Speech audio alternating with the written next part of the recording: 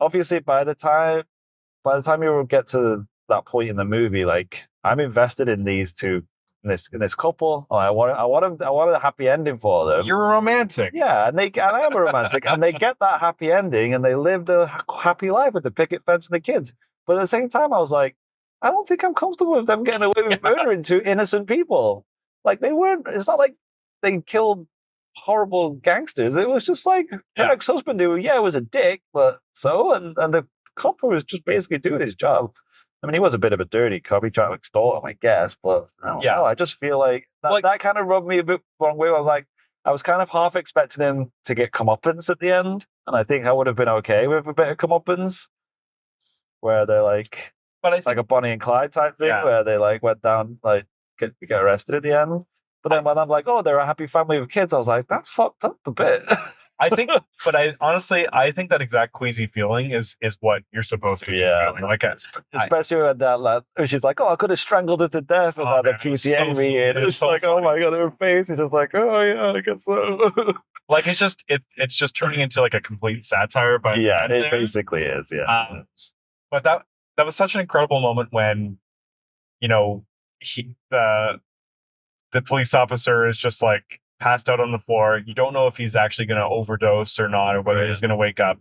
And then Powell stands up and like Gary / Ron, you think like, okay, he's got a decision to make. Is he just at this point going to leave and call the cops? Right. He goes and gets a garbage bag and puts it right over, and he says, I'm in this. Yeah, I'm in this to the end. It was like a romantic gesture. It was the most romantic gesture. Like, let's just kill this guy for you, for us. But up to that point, we had seen little bits of Ron slipping into his personality, right? And I think he did an incredible job of like slowly doing that. Yeah, like the disappearance of Glenn over time, like just by little bits and bits, until by the end it's just like he's gone completely, basically. Like his ex-wife character towards the beginning of the movie kind of like plants that seed in your head for what the thesis of the movie is going to be. Yeah, she lays it all out. She's like, there's actually been research on if you start pretending to be someone else, then eventually you'll just become them. Yep. Like, oh, very interesting. Like, you should try doing that. That's not going to come up. You should do that. And so we start seeing like the big turn. And I guess because it's been a few months at this point where he's being Ron every day. He's just walking into her house and then basically on his off time when he's not at work, he's being Ron. And then they go to the club and then they leave. And by the way, she totally meant for him to run into her. Yeah, well, he calls her out on that actually at one point, doesn't he? He's like, oh, it's a coincidence. Yeah. And then he pulls the gun on the guy and he himself is surprised that he pulled the gun on him. He's like, what the fuck did I... I guess this is what Ron would do, right? I'm not really ready for this, where this is going. Yeah. And she is like kind of surprised herself to see like how much she loves the fact that he pulled a gun on. Yeah.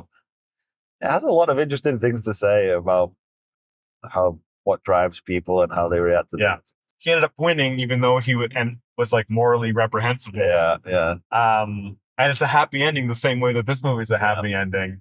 Yeah, I think to your point, it was purposely done that way, right? But I just felt like it gave me the ick a bit. I was like, no, I don't think you deserve it, even though I want you to have it. So I'm so conflicted. But it's kind of interesting because like that happy ending exists in the minds of those characters, and we're watching them have their happy ending because they morally can live with what they've done, but we as the viewer are seeing this happy ending and saying like, wait, no. You guys killed two people. You shouldn't be doing this. That's not fair. Yeah.